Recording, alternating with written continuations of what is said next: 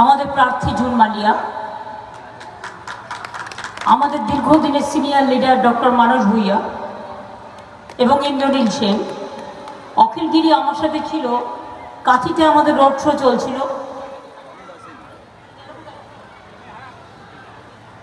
কাঁথিতে আমাদের road show চলছিল, সেখানে ছিল।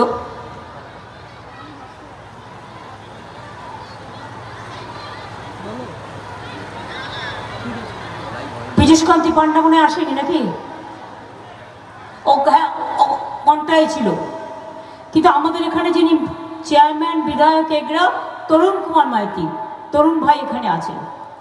বিক্রম প্রধান কি এখানে এসছেন? ন্যাচারালি ওরা তো অন্য জায়গায় থাকে, ওদের তো সে দাঁতও নেই। হ্যাঁ, তো নাম কেন লিখেছ এত? সূর্যকান্ত অষ্ট এসছে, আমি দেখেছি। পরেশ কি এসছে? কেন নাম লিখেছ? আমি আর একটা নামও বলবো না, কারণ তোমরা নাম লিখেছ যারা এখানে আসেনি। দীনেন রায় আমি চোখের সামনে দেখতে পাচ্ছি, জেলা পরিষদের সভাধিপতি এবং প্রত্যেকটা ব্লকের, জেলার, রাজ্য স্তরের ছাত্র, যুব, মহিলা, ট্রেড ইউনিয়ন, ক্ষেত মজদুর, কৃষক, ক্ষেত মজদুর, এসসি এসটি ওবিসি সকল নেতৃবৃন্দ এবং আমার প্রিয় আমার মা, ভাই ও বোনেরা, আমি আপনাদের অনেক ধন্যবাদ জানাচ্ছি, অভিনন্দন জানাচ্ছি, সালাম জানাচ্ছি, জয় জোহার জানাচ্ছি। আপনারা এখন একটু রোদ কমে এসছে, কিন্তু আমি যখন কন্টাইতে মিছিল করছিলাম, বাপরে বাপ রোদ, আর রোদ্দুরে সূর্যটা পুরো আমার কপালের ওপরে পড়ছিল। আর কিছুদিন আগে মাথায় সে গর্ত হয়ে গিয়ে অনেকটা রক্ত বেরিয়েছিল, ঠিক কাটা জায়গাটার মধ্যেই সূর্যটা এসে হিট করছিল। তাই আমি সবাইকে বলবো, যখনই মিছিল অ্যারেঞ্জমেন্ট করবেন, দেখবেন এগেনস্ট অফ সান যাতে ওটা হয়, কারণ সানটা মুখোমুখি যাতে না হয়, কারণ কপালের এটা আমার এখনও ভালো হয়নি, এটা এখনও কাঁচা আছে, অনেকটা রক্তপাত হয়েছিল, সেই জন্য তবু তাই নিয়েই আমি পড়ে যাচ্ছি। তাই এটা আপনাদের কাছে আমার একটা রিকোয়েস্ট থাকবে। আমি আপনাদের সকলকে বলি, জুন মালিয়া আমার খুব ফেভারিট অ্যাক্টর, অ্যাক্ট্রেস, এবং এই ওরা দেখতে পাচ্ছে না, এবং আমার খুব ফেভারিট একজন এমএলএ হিসেবে আমি দেখেছি ওকে। অ্যাসেম্বলিতেও পারফরমেন্স একদিনও কামাই করেনি। আমি পার্লামেন্টারিয়ান হিসেবে পারফরমেন্স দেখতে চাই, সেই জন্যই ওকে সিলেক্ট করেছি। ওকে ছাড়তে আমার কষ্ট হচ্ছিল, কারণ ও এত ভালো ওখানে টাইম দিত। আর আপনাদের এখানে বিজেপির তিনি দাঁড়িয়েছেন, মহিলাদের সম্বন্ধে বাজে কথা বলতে নেই, খারাপ কথা বলতে নেই, খারাপ কথা বললে নিজের গায়ে লাগে, তাই কিছু বললাম না। এই যে কিছু বললাম না, এই না বলাটার মধ্যে দিয়ে আপনারা বুঝে নেবেন, আগামী দিন যদি ভালো থাকতে হয় তাহলে জুন মালিয়া আপনার ঘরের মেয়েকে বেছে নিন, অন্য কাউকে নয়।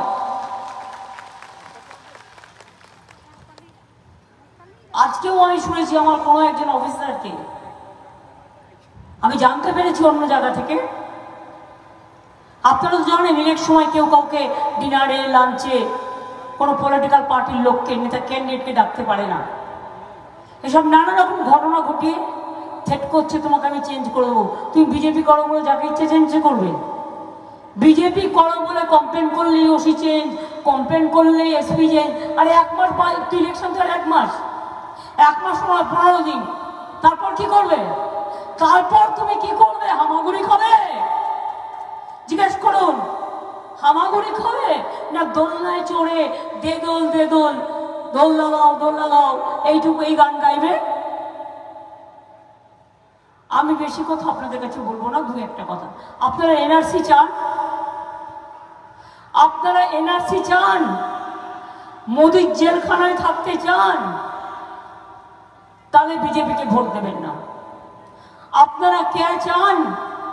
মোদির বিদেশি, জোরে বলুন, সবাইকে বিদেশি করে দেবে নাগরিকের নামে।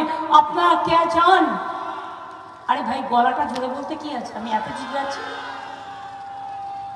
আপনারা ইউনিফর্ম সিভিল কোড, যাতে তপশিলীদের অস্তিত্ব উঠে যাবে, আদিবাসীর চিহ্নই থাকবে না, সংখ্যালঘুও থাকবে না, মা বোনেদেরও থাকবে না, হিন্দুদেরও থাকবে না, মুসলমানদেরও থাকবে না, শিখদেরও থাকবে না, খ্রিস্টানদেরও থাকবে না। দেশটাকে করে দেবে বিক্রি, জাতিটাকে করে দেবে বিক্রি, সব ধর্মকে করে দেবে বিক্রি, অস্তিত্বকে করে দেবে বিক্রি, অধিকারকে করে দেবে বিক্রি। আপনারা চান সেই ইউনিফর্ম সিভিল কোড হোক? আমায় জোরে বলতে হবে, কারণ আমি তো করতে যাব। কারণ আপনারা না বললে আমার এটা শক্তিশালী হয়। আমি ভাববো যে সত্যি আমার এটাই ভাবা দরকার। হ্যাঁ কি না? আমি শুনতেই পাচ্ছি না। তাহলে কি আমি কানে কালা হয়ে গেলাম? কেন আমি শুনতে পাচ্ছি না? আপনারা কি চান আপনাদের সব অস্তিত্বর বিসর্জন? তাহলে মোদিকে বিদায় দিতে হবে।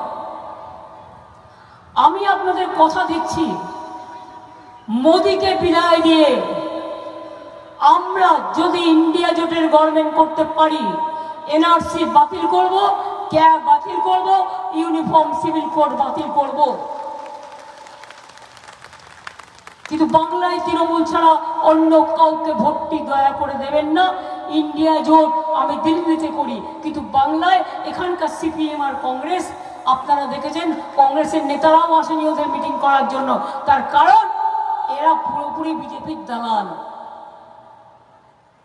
এখানে আমরা আছি, বুঝে নেব। আমি এখানে এনআরসি করতে দিইনি, আর আমি থাকলে মোদির বিপদ আছে, জানে হবে না, তাই মমতাকে সরানো দরকার। রোজ গালি দেয় আমাকে, সকাল থেকে রাত অব্দি গালাগালি দেয়, তাতে আমার কি যায় আসে? আমার বয়েই গেছে। আমি লড়াই করে বেঁচে থাকার লোক। আমি বন্দুকের গুলি অনেক দেখেছি, আমার কপালের পাশ দিয়ে অনেক বন্দুকের গুলি বেরিয়ে গেছে। আমার মাথা মেরে চুরচুর করে দিয়েছে, আমার কোমর মেরে কোমর ভেঙে দিয়েছে, আমার পায়ে পর্যন্ত চোট করেছে, চোখে পর্যন্ত করেছে। তা সত্ত্বেও আমি আজও যা করতে পারি অন্য কেউ আমার সাথে পাল্লা দিয়ে করতে পারবে না। আমি কালও হাওড়ায় 10 কিলোমিটার মিছিল করেছি, চুচুড়ায় মিটিং করে যাওয়ার পরেও। আজও আমি সকালবেলায় হলদিয়ায় মিটিং করেছি। মিটিং করার পরে আমি এই রোদ্দুরে আমি কাঁথিতে মিছিল করে এলাম। আজকে এগরা এসে তারপরে আপনার এখানে মিটিং করছি, কারণ জুনকে আমাদের জেতানোর দরকার। কালকেও আমার প্রোগ্রাম আছে, ঝাড়গ্রামের গোপবল্লভপুরে আছে, তারপরে দেবের দাসপুরে আছে, দাসপুরের পর আমি খড়গপুরে মিছিল করব। আমার সাথে ইয়াং ছেলেরা হেঁটে পাচ্ছে না। আরে আমি ডেলি 23 কিলোমিটার 30 কিলোমিটার হাঁটি। এখনো সকালবেলা বাড়ি থেকে বেরোবার আগে 20,000 স্টেপস হেঁটে আসি, আর তারপরে ফিরে গিয়ে এবং মিলিয়ে মিশিয়ে আরো 10 করে নিই। অন্য সময় হলে 40,000 হয় স্টেপস। এখন যেহেতু ইলেকশন চলছে, টাইমটা এদিকে বেরিয়ে যায়, ওদিকে টাইম কম পাই। তাই মনে রাখবেন, আমরা লড়তে জানি, করতে জানি, গড়তে জানি। এটা নয় যে মুখে বলি করি না। লক্ষ্মীর ভান্ডার কে করেছে? আমরা করেছি। সবুজ সাথী সাইকেল কে দিয়েছে? আমরা দিয়েছি। স্মার্টফোন কে দিয়েছে? আমরা দিয়েছি। আমরা ইলেকশনের আগে বলেছিলাম লক্ষ্মীর ভান্ডার করব 21-এ, যদি জিতি 6 মাসের মধ্যে করে দিয়েছি। আমরা বলেছিলাম 10,000 টাকা কিষাণ ভাতা দেবো, যদি জিতি করে দিয়েছি। আমরা বলেছিলাম বিনা পয়সায় রেশন দেবো, করে দিয়েছি। আমরা বলেছিলাম 10 লাখ টাকার স্মার্ট কার্ড দেবো স্টুডেন্টদের, করে দিয়েছি। বলিনি, অথচ করেছি কত কাজ। রূপশ্রীর 25,000 টাকা, সমব্যথী, কন্যাশ্রী, ঐক্যশ্রী, শিক্ষাশ্রী, সবুজ সাথী, সমব্যথী, কত কত ভুরি ভুরি বলেছি। 100 ভাগ করেছি 500 ভাগ।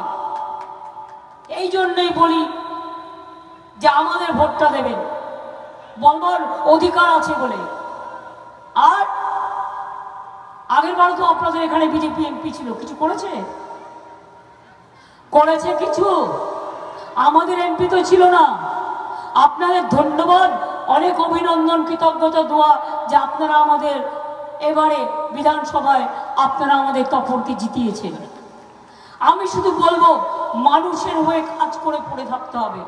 আর জুন তুমি জিতে গেলেও তুমি অন্তত মাসে, মানে এক একটা কনস্টিটুয়েন্সি বেছে নিয়ে একদম যেরকম জনগণের গ্রিভ্যান্সেস শুনে সেইভাবে ক্যাম্প করবে।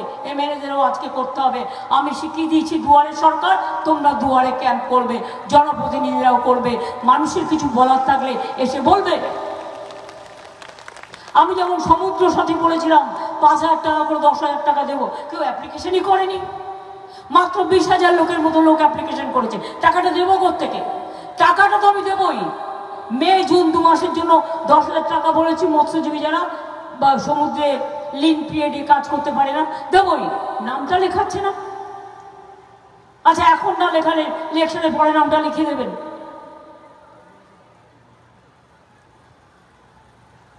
এই জন্য বলছি আমাদের ভোটটা দেবেন। তার কারণ আমাদের ভোট দিলে মানুষ বাঁচে, আর বিজেপিকে ভোট দিলে মানুষ কাঁদে। ডিমনিটাইজেশন নোটবন্দি কে করেছিল? আমি কেন লক্ষ্মীর ভান্ডার করেছিলাম জানেন? যখন আমি দেখলাম নোটবন্দি করেছে, আমি আধ ঘন্টার মধ্যে প্রেস বিবৃতি দিয়েছিলাম দেশে সবার আগে। তো অনেকে আশ্চর্য হয়ে গিয়েছিল। অনেকে এসে বলল, আপনি কি করে এত তাড়াতাড়ি বুঝলেন যে নোটবন্দিতে দেশের ক্ষতি হবে, দেশের লাভ হবে না? আমি বললাম, শোনো, আমি একটু বাচ্চাদের কথা আর মেয়েদের কথা গুরুত্ব দিই। তার কারণ যখনই নোটবন্দি হলো, আমার অভিষেকের মা লতা আমার সাথে থাকে, ও আমাকে দেখে। আমাকে এসে বললো, দিদি দেখো না, ও ছেলে মেয়েদের দেখে বললা, ও बोलছে আমাকে 2,000 টাকা रुपया दो ना, हमारे पास कुछ भी नहीं है, कल से क्या करें हम, हमारे पास 500 টাকা 1000 रुपया का नोट नहीं है, हमारे पास कोई नहीं है, बैंक में भी नहीं देगा, हम क्या करेगा। आलम तार माने এই অবস্থা বললো। হ্যাঁ, আমি এবার লতাকে জিজ্ঞেস করলে, মানে নোটবন্দি করেছে, তোর তো অনেক টাকা আছে নিশ্চয়ই জমানো।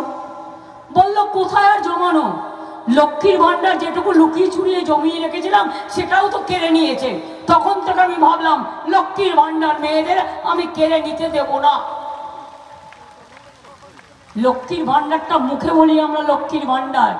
আগেকার দিনে মায়েরা কি করতো, যা পেত 2 পয়সা 4 পয়সা ওখানে জমি দিত, যখন ফ্যামিলিতে প্রয়োজন পড়তো ওই টাকাটা খরচা করতো।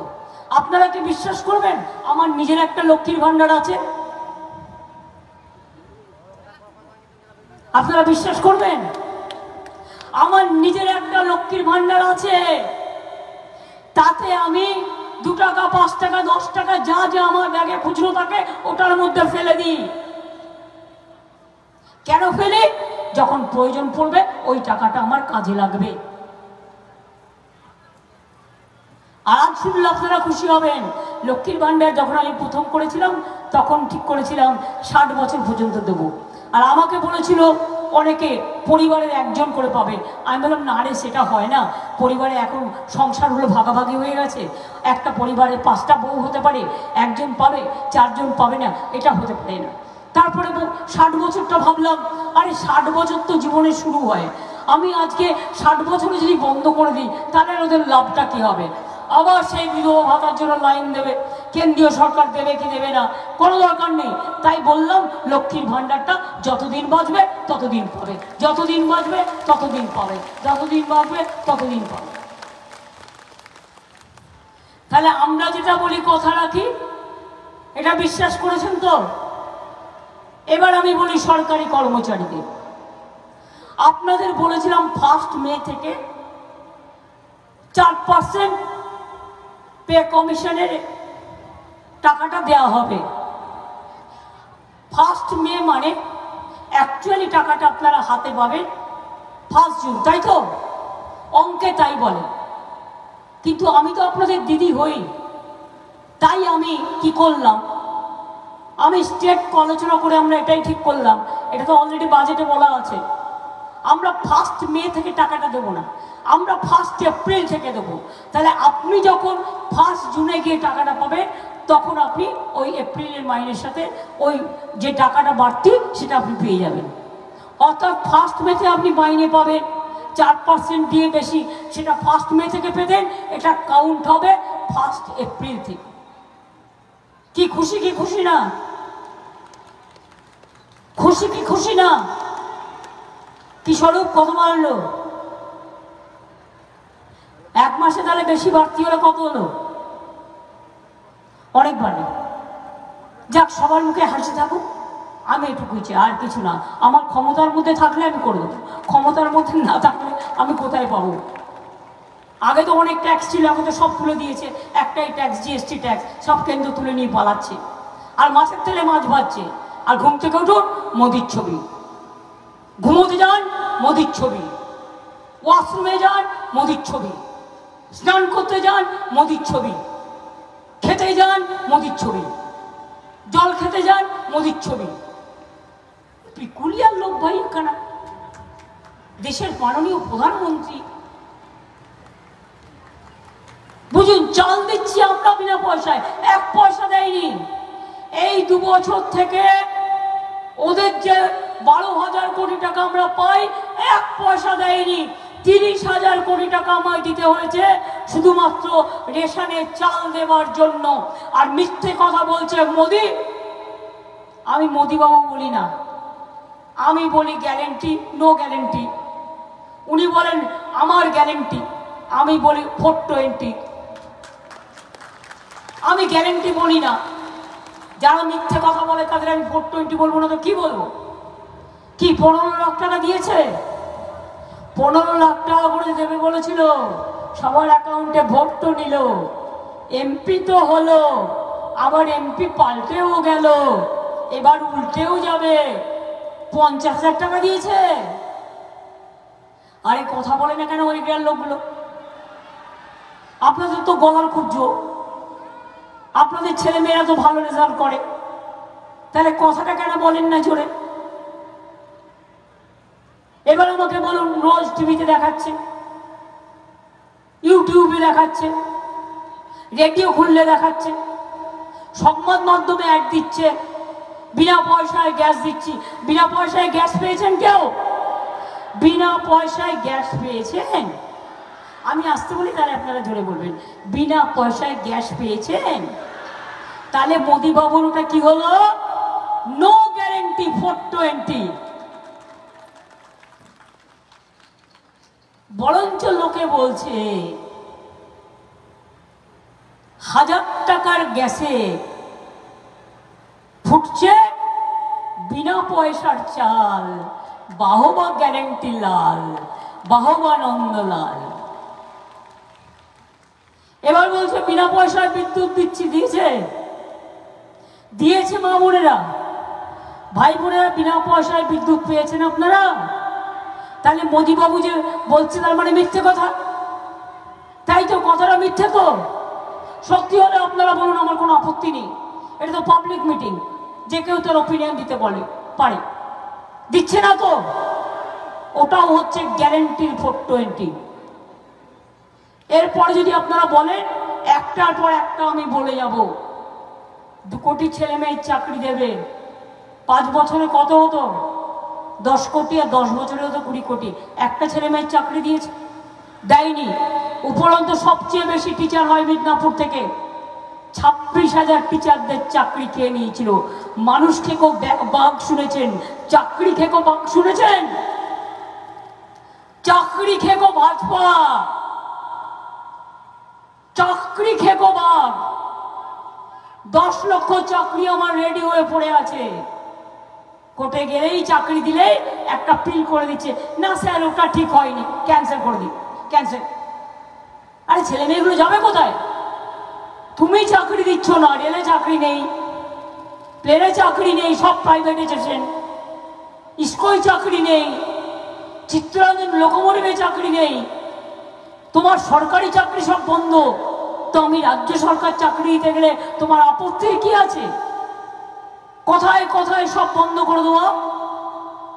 আপনারা তো দেখেছেন 100 দিনের কাজের টাকা বন্ধ করে দিয়েছিল। এত অ্যাডভার্টাইজমেন্ট করতে কোটি কোটি টাকা কোথায় পাচ্ছে? আবার বলছে, আমার নাম করে একটা মেয়েকে বলছে, চলো মা জল তুল দিয়ে ভোট দিয়ে আসি 420 বাবুকে। তার কারণ হচ্ছে উনি আমাদের জল দিয়েছে। উনি জল দিয়েছেন? জল আমরা দিয়েছি, এবং আমরা আমরা করে দিয়েছি, বাদ বাকিটাও করে দেবো।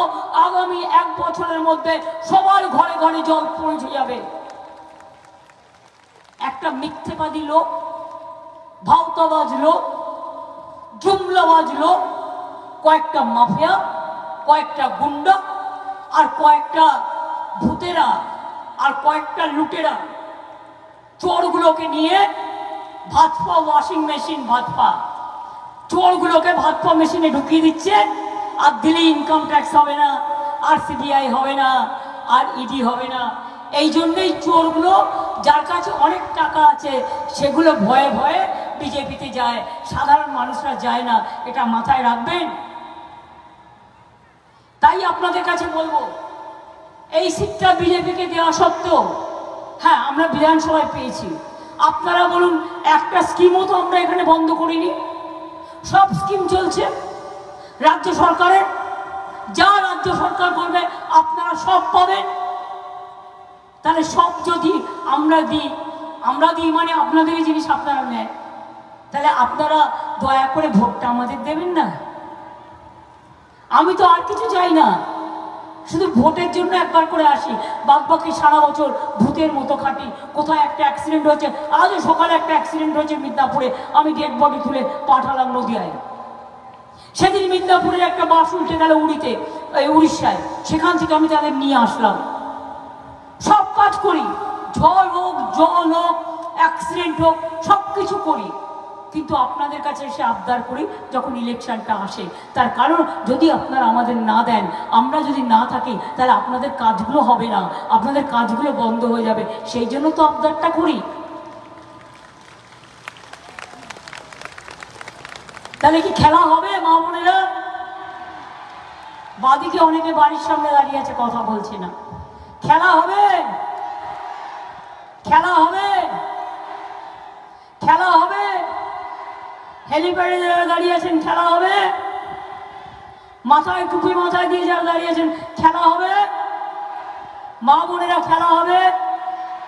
জেনে রাখবেন, হাঁড়ি কড়াই দিয়ে দারুণ খেলা হয়। ঝনঝন করে বাজে হাঁড়ি কড়াইতে লাগলে, ওটাও একটা খেলা। কেউ বদমাইশি করলে হাতার বাড়ি, ঝান্নার বাড়ি, ওটাও একটা খেলা। খুন্তি দিয়ে মাছ ভাজা, ওটাও একটা আর্ট, ওটাও একটা খেলা। কি খেলা হবে তো? সংখ্যালঘু ভাই বোনেরা, খেলা হবে। ভয় পাচ্ছেন কথা বলতে? আরে এটা দিদির রাজ্য, ভুলে যান। এটা উত্তরপ্রদেশ নয়, রাজস্থান নয়, এটা বাংলা। খেলা হবে আমার আদিবাসী ভাই বোনেরা, খেলা হবে। সারি সারনা ধর্ম হবে, খেলা হবে। কি ভাই বোনেরা, খেলা হবে। ছাত্র যুব খেলা হবে, মা বোনেরা খেলা হবে। তাহলে আমার সাথে বলুন, জয় হিন্দ, বন্দে মাতরম, তৃণমূল কংগ্রেস জিন্দাবাদ, জয় জোহার, ইনশাআল্লাহ, জয় বাংলা। জোরে বলবেন, জয় বাংলা, জয় বাংলা, জয় বাংলা, জয় বাংলা। আমার প্রার্থী জুন মালিয়া। জুনের ভোটের মেশিনে চিহ্নটা হচ্ছে 3। আমি আবার কবিতা বানিয়ে দিচ্ছি। 1, 2, 3 বিজেপিকে বিদায় দিন। 1, 2, 3 জোড়া ফুলকে জিতিয়ে দিন। 1, 2, 3 মা আশীর্বাদ দিন। 1, 2, 3 বোনেরা আশীর্বাদ দিন। 1, 2, 3 সকলে দোয়া দিন। 1, 2, 3 জোহার সকলে দিন। 1, 2, 3 মনে রেখে দিন। সকাল সকাল ভোট দিন, নিজের ভোট নিজে দিন, জোড়া ফুলে ভোট দিন, আপনার ভোট আপনারা দিন। আমি এবার অনুরোধ করব ইন্দ্রনীলকে রেডি হতে, আর আমার আদিবাসী ভাই বোনেদের, আমরা যেখানে যাই সেখানকার সংস্কৃতি নিয়ে ছোট্ট একটা পারফরমেন্স 4-5 মিনিটের হয়। না 10 জন, কারণ আসুন না 20 জন। এই আপনারা নেতারা যারা আছেন তারা একটু নিচে তোমরা সরে যাও, তোমরা সিঁড়িতে চলে যাও, তা নাহলে ভেঙে যাবে স্টেজ। চেয়ারগুলো উপরে ধরে দাও।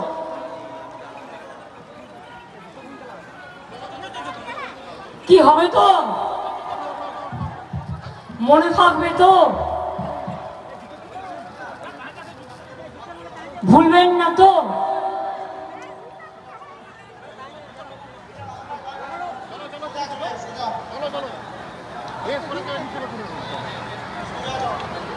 একটু হাসি মুখ দেখি মায়া বোনদের, একটু আশীর্বাদ দিন যাওয়ার আগে, একটু উলুধ্বনি, একটু শঙ্খধ্বনি, একটু দোয়া। মা বোনদের শঙ্খধ্বনি, উলুধ্বনি, একটু দোয়া। ভাইরা একটু তালি। কই মা বোনেরা তো উলুধ্বনি দিচ্ছে না, উলু দিতে ভুলে গেছে সব। আরে কিছু না পড়লেও উলু উলুর মতোই একটা কিছু করুন।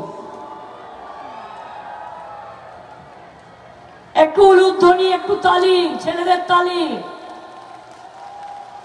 একটু দোয়া। হচ্ছে না, হচ্ছে না। আমি কিন্তু রোজ শাক বাজাই, আর আপনাদের এখানে শাকের মার্কেট আছে। বলুন বলুন, কি ছোটরা তোমরা উলুধ্বনি দিতে পারো না? উলুল উলুল বলো, তবেও হবে। একটু উলুধ্বনি না বললে আমি ছাড়বো না। একটু উলুধ্বনি, একটু দোয়া। এদিকে কিন্তু মা বোনেরা দিচ্ছেন না। একটু উলুধ্বনি, একটু দোয়া। ভাইরা হাততালি বাজানোর সংখ্যা নেই কেন? আদিবাসীরা বাজাও ধ্বংসমাদল।